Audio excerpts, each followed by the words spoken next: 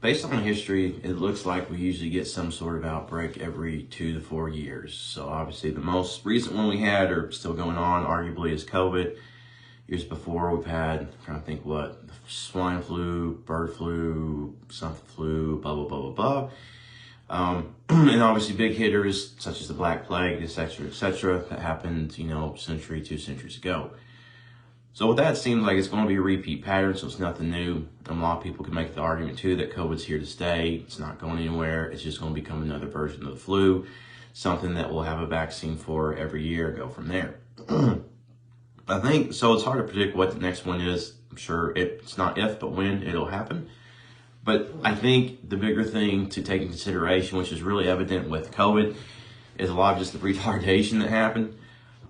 There's a lot of different facades related to COVID other than just the health aspect.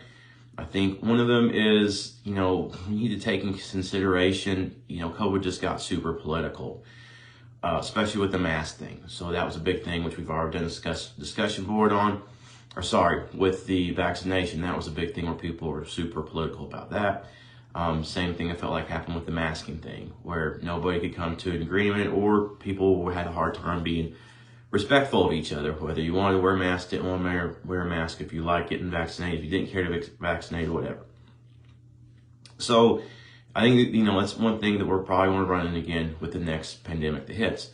The other thing related to COVID was the whole thing with the tissue paper, toilet paper. So I don't remember or seen anywhere that COVID caused, massive amounts of diarrhea, but seemed to be a thing and stuff we ran into.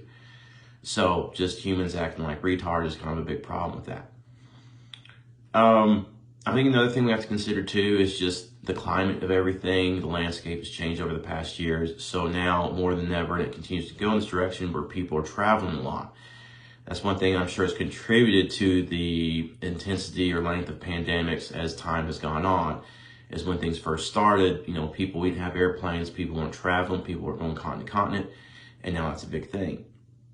So that can also obviously affect things and cause the transmission of whatever next pandemic to happen very quickly. I think another thing we got to consider too is just the overall health of the population and kind of related to the population density. Cities are becoming more and more populated, more dense. So again, makes us more vulnerable to whenever the next pandemic comes around. And I think too, if we look at as many advances in medicine and science have happened, I feel like our population, the overall health is still kind of on the decline. Again, making us more vulnerable to the next pandemic, the health effects that result from that. So you're going to have more mortality and more, death and disease.